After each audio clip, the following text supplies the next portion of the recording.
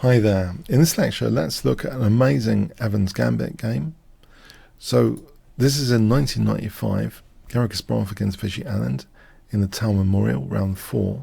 Kasparov kicking off with e4. We have e5 from Anand, knight f3, knight c6, bishop c4, bishop c5, so Giuoco Piano.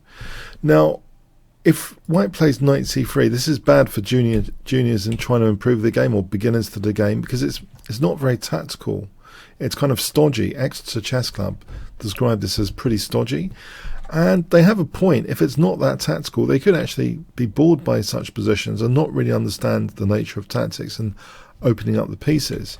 The Evans Gambit adds a lot of spice here by playing b4, and it is a gambit from the Romantic era of chess, so this and the King's Gambit were really popular. So black takes c3. We've automatically activated the bishop, giving it the a3 square here. That's one little thing. The bishop's auto-activated, but there's this construction of the centre now with d4 possible. If the bishop had gone to c5, we can play d4. The bishop, wants to eye the soft spot potentially, but d4 and this position, white can actually just castle here, in fact, and this is dangerous. There are dangerous tactics which are reminiscent of the Scotch game. If d takes, there's bishop takes f7 check, followed by queen d5 check as example.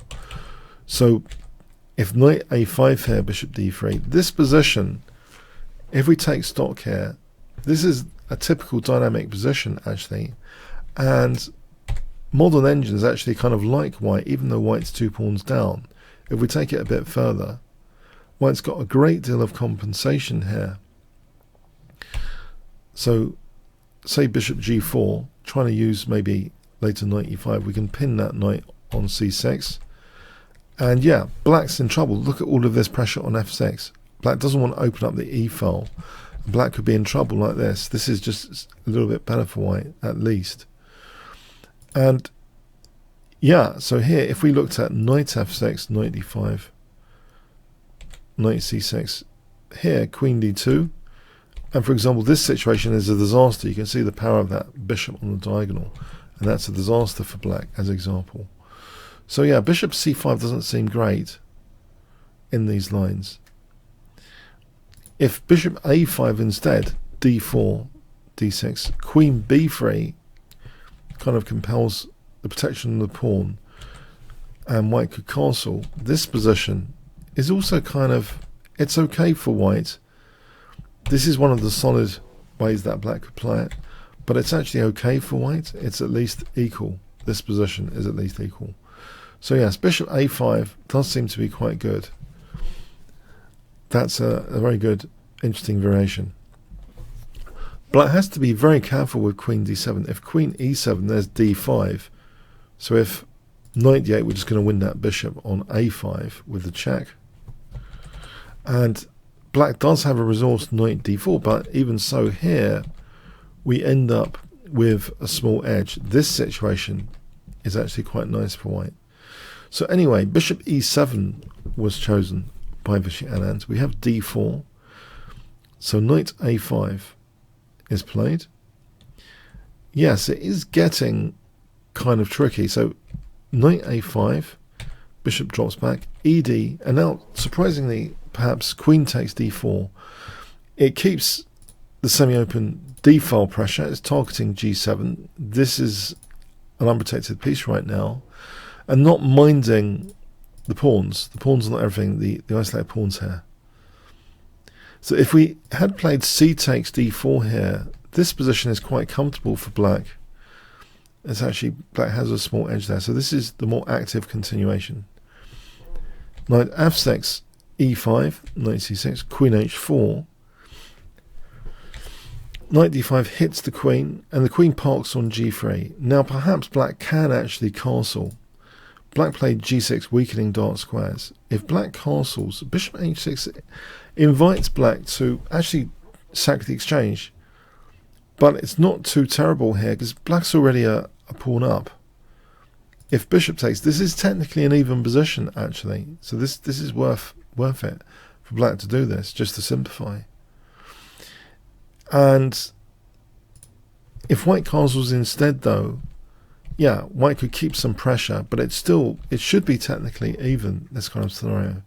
So black could have castled there, and in fact, black kind of doesn't castle for quite a while, actually. Doesn't actually castle. c4, d6. Here, black could have castled. And it should be even. But d6 was played. Rook d1, and now knight d7. This is seemingly a clear mistake, being a bit greedy with trying to win another pawn. If black castled here, this situation should be about even. But there's also this knight a4 here, which has a few ideas. That seems definitely, it seems more solid. This position, black could either take on c3, and this should be even, or even consider knight c5, blockading that c-pawn. And this is also, it should be even, but knight d7 is going a bit on the greedy side. And after bishop h6, knight c takes e5, knight takes e5, knight takes e5. So where is the compensation, you ask? So this is now 2 pawns down. Okay, but the king is stranded in the center, and white does have a promising knight now that can use c3, which it does. c5 is also interesting, just trying to celebrate that semi-open d file, and the knight can still come to a good square. This position, for example, the bishop can reroute, and it's dangerous for black here. Overall, it's pretty dangerous for black. White does have the advantage overall. So knight c3 though is played, f6, c5 now, knight f7, so hitting the bishop. That's ignored. C takes d6. We have c takes d6. If knight takes h6, yeah, the king's in the center. This isn't looking good. We can just win the rook, for example, like that. And if bishop takes d6, bishop b5 check, this check, and this is pretty annoying. There's a lot of pressure here, and in fact we can start to dismantle black. As example, rook takes e5, and the resulting positions here are very unpleasant for black indeed. Look at the dark square control white has. So for example, knight d6 check, bishop g5. There's king safety issues here now with queen h6 coming and queen c4. This is really looking bad. There's all sorts of issues here. So for example, here is checkmate. So c takes d6 is played. We have queen e3, not minding the bishop going. Queen takes h6, bishop f8, queen e3 check, king f7. So why not queen e7? On queen e7, queen d2, bishop e6, knight d5. So say queen d8. Rook e1 is simple and strong here with numerous threats. So building up on the e-file. This is a very big position. Black's in a lot of trouble here. There's lots of tactical options opening up to white. If bishop e7, bishop c4 is simple and strong. So king f7 is tried, knight d5, bishop e6, knight f4, queen e7. And now just rook e1. And actually, Anand at move 25 resigns. So let's look concretely. Why did black resign here? If f5, this position, and let's say bishop h6, we can actually play bishop c4 here. And this is just winning material, actually. We can actually take on e6, check to avoid bishop takes c1 if knight takes. And white's comfortably winning material. So if rook c8, we just take on e6, bishop g4, double check, forcing the king to move, taking on c8. If rook e8, we can take on e6, take on e6, and we have bishop c4, winning material.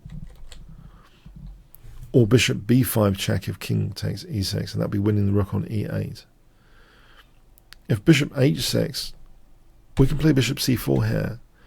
And again, this is pretty crushing, this scenario. Queen d7, bishop b5 is interesting. And actually here, the knight ends up dominating the bishop, as you might suspect, in variations. So this position, even if the queens came off, well, that's winning material, knight d8 check. Rook c8 is winning material. Now what if queen f5 here, trying to hold on. This is a scenario which shows white's advantage. Well, as well as king's safety issues, the knight is also pretty dangerous on the light squares. So this position, white can make use of the f5 square. So here, or e6, and this, there's no defense to queen takes f6. Really, it's no realistic defenses here to all sorts of threats. So yes, interesting. It's going to be over soon from this position, basically. So yes, quite an interesting game. So rook e1, so quite a crushing game, 25 moves, and kind of revitalised some interest in the Evans Gambit. So yes, an absolutely high-level game, high-level tournament between grandmasters. The Evans Gambit engines think, it's not that bad actually. So this does spice up one's e4 opening repertoire if one enters the Giuoco Piano. Well, black enters the Giuoco Piano. And yeah, b4 is very, very interesting. Okay, I hope you enjoyed this game example. Thanks so much.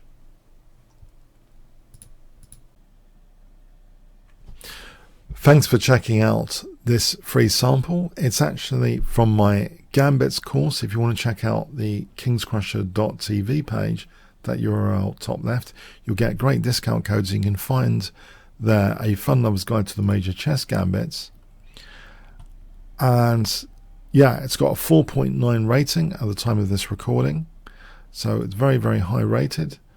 I hope you do check that out. There's over 30 hours of content here, and there's some free preview videos to check out. So I do hope you check that out.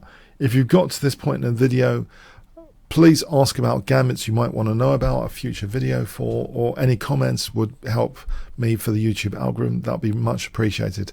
Okay, thanks very much.